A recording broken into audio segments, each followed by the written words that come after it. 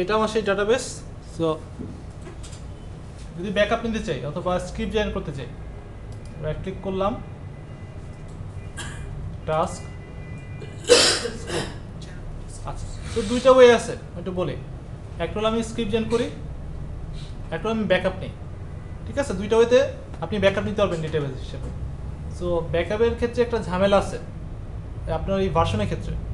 ধরেন আপনি 2012 থেকে নিলেন, ব্যাকআপ নিলেন, এটা 2008 গিয়ে আপনি রিস্টোর করার ট্রাই করতেছেন। সো ভার্সন রিলেটেড প্রবলেম হতে পারে, যেহেতু আপনার আপার ভার্সন থেকে লোয়ার ভার্সন আপনি রিস্টোর করার ট্রাই করতেছেন। ওইটা হলো আপনি যখন ব্যাকআপ নেবেন। বাট স্ক্রিপ্ট নিলে আপনার ওই যে এসকিউএল কোয়ারি জেনারেট হয়, সো যে কোনো আপনার এসকিউএল ইঞ্জিনে রান করবে, তাই না, ঝামেলা হবে না। সো এই ক্ষেত্রে বেস্ট হলো স্ক্রিপ্ট জেনারেট করা। সো আমি ওই স্টেপটা দেখাচ্ছি।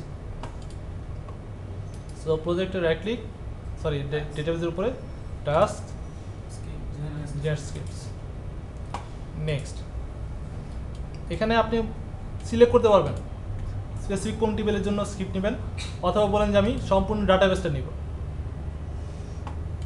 নেক্সট, তারপর এখানে ব্রাউজ করে দিয়ে দিবেন কোথায় রাখবেন। আপনাদের আজকের ফোল্ডার রেখে দিচ্ছি আমি এখানে।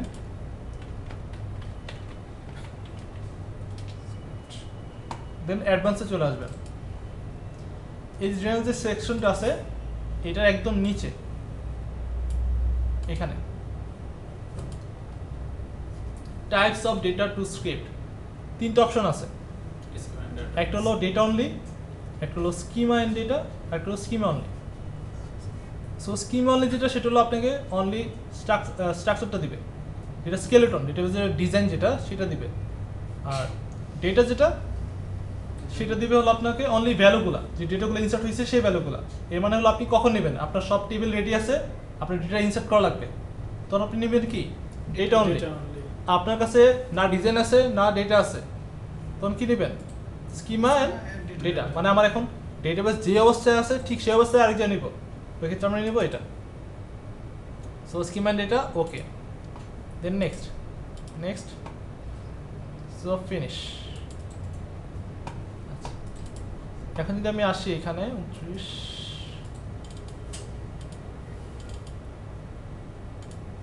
এই যে স্ক্রিপ্ট জেনারেট করে ফেলছে, ঠিক আছে। সো যেহেতু আমার ব্যাকআপ স্ক্রিপ্ট আছে, আমি এটা ফেলে দিই, আমি ওখান থেকে রিস্টোর করবো। সো ডেটাবেস ডিলিট করে দিলাম, ড্রপ করতেছি, কানেকশন ক্লোজ করে দিলাম। যদি কেউ এটা ইউজ করে থাকে ওই কানেকশন আমি ক্লোজ করে দিচ্ছি।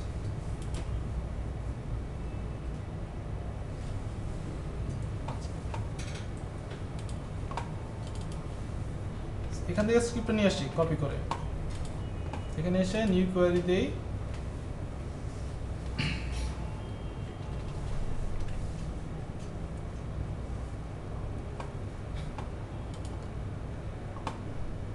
এখানে যদি আমি এখন রান করে দিই, রাইট, এই ক্ষেত্রে আপনি এখানে ইচ্ছে করলে মাস্টার বলতে পারেন।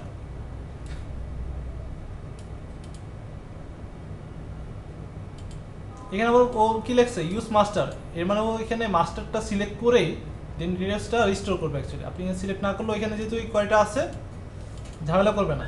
তো আমি যখন এটা এক্সিকিউট করি,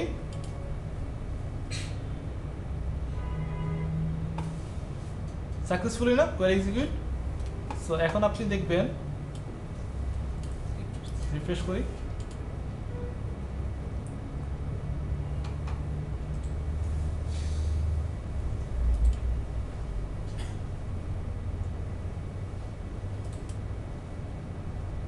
এটা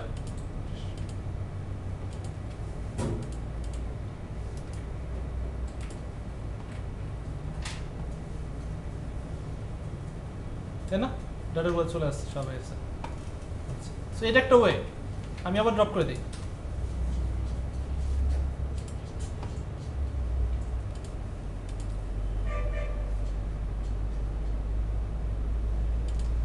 এখন এই যে এখানে দেখেন একটা লোকেশন বলা আছে, সি প্রোগ্রাম ফাইলস এখানে, রাইট।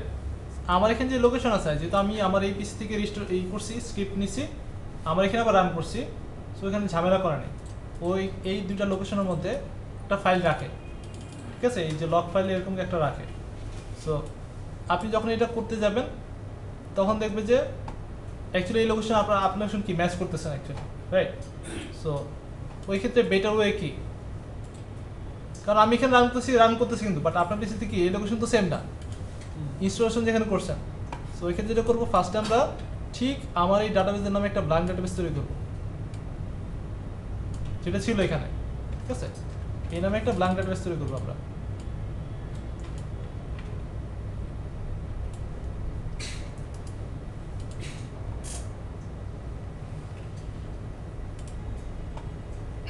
তৈরি করলাম।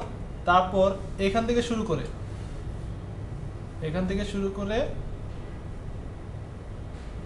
এই পর্যন্ত, কোন পর্যন্ত, এই যে অবজেক্টের ঠিক আগ পর্যন্ত উপরে যা স্ক্রিপ্ট আছে সবগুলো ফেলে দেব। ওকে, দেন নেক্সট যেটা করবো, এখান থেকে আমার ওই যে ব্ল্যাঙ্ক যে ডেটাবেসটা তৈরি করছিলাম সেটা আমি সিলেক্ট করবো। কি নাম ছিল? এর মধ্যে কিন্তু এখন কোনো টেবিল নাই, কিছু নাই, অনলি ডেটাবেস, ব্ল্যাঙ্ক ডেটাবেস। এখন এটা সিলেক্ট করে যদি এখন এক্সিকিউট দেই আমি, সো এক্সিকিউট সাকসেসফুল। এখন যদি আমি রিফ্রেশ করি আবার,